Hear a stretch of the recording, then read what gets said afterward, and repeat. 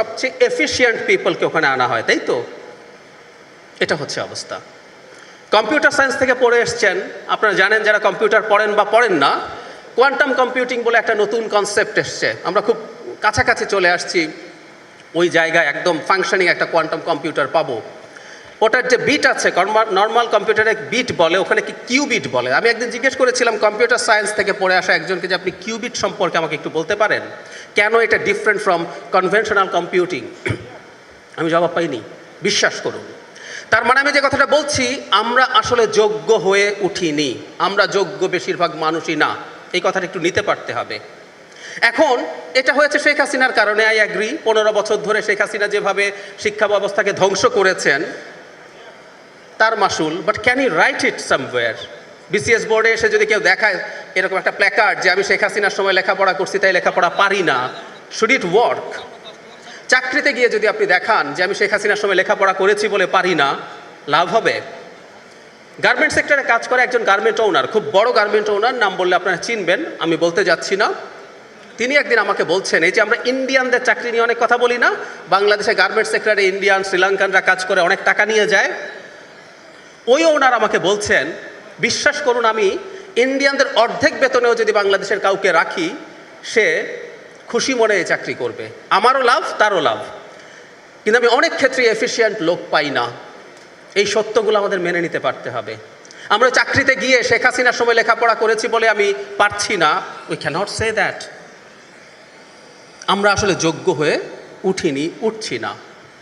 আমরা মোটা দাগের ইংরেজি পারি না। এই যে ইন্ডিয়ার সাথে আমাদের যখন ঝামেলা চললো, প্রচুর মিডিয়া পাওয়া গেছে যেখানে ইন্ডিয়ানরা তাদের মতো করে প্রোপাগ্যান্ডা চালাচ্ছে। ধরে নিলাম আমরা প্রোপাগ্যান্ডা চালাবো, আমাদের হ্যাডাম আছে? আমাদেরকে একটা ইংরেজিতে কথা বলার মতো অনেকগুলো চ্যানেল আছে, ভারতে কতগুলো আছে দেখুন তো। সো সে তার প্রোপাগ্যান্ডাটাও ভালো মতো পৌঁছে দিতে পারছে সব জায়গায়, আমরা পারছি না। আমরা অত্যন্ত ইনএফিশিয়েন্ট মানুষ, আমাদের স্কিল নেই মোটা দাগে বেশিরভাগ মানুষের। এই সত্যটা না মেনে নিতে হবে। এবং আমরা কোন জায়গায় দাঁড়িয়ে কথা বলছি, যখন আমি যেটা পড়ছি সেটা পারছি না।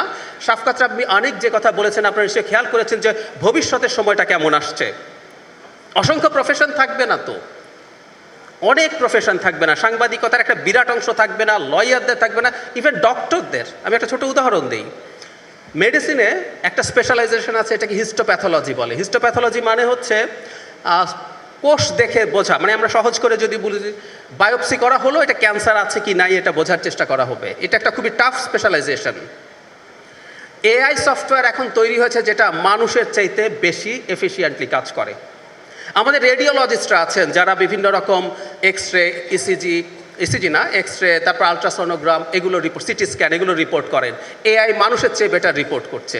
সো খুব দ্রুত আমাদের চাকরি বাকরি কিছু থাকছে না, কিন্তু আমরা তেমন কিছুই করছি না। আমাদের অত্যন্ত ইনক্যাপেবিলিটি আছে। আমি মন খারাপ লাগলো, আপনারা এগুলো শুনবেন, এগুলো মনে রাখা দরকার। এবং আমাদের যে দক্ষতা নাই তার একটা প্রমাণ বলি, আমাদের বিসিএসের জন্য ক্রেজিনেস। আমি মনে করি এটার প্রধান কারণ, এটা একটা বড় কারণ আছে যে এখানে চাকরিতে ক্ষমতা আছে, টাকা পয়সা আছে, এবং আমাদের বাংলাদেশে এখন অবৈধ উপার্জনকেও খারাপ চোখে দেখা হয় না। কেউ একজন বিসিএসে চাকরি পেলো, কয়েকদিন পরই ফ্ল্যাট করলো, গাড়ি করলো, আমরা প্রশ্ন করি না। এর চাইতে একটা বড় কারণ আছে, আসলে আমরা যারা এই পরীক্ষাগুলো দিতে যাচ্ছে বেশিরভাগেরই কোনো দক্ষতা নাই।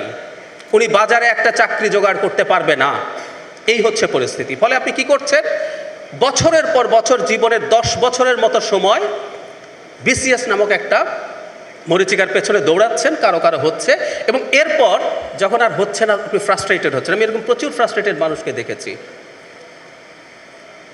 আবার এটাও তো সত্য, যাদেরকে আমরা দেখছি প্রচলিত বাজারে একটা চাকরি জোটাতে পারবেন না, তার তো বিসিএসও হচ্ছে, এবং উনি দেখছেন ওখানে ওই রকম একটা কিছু করা যায়।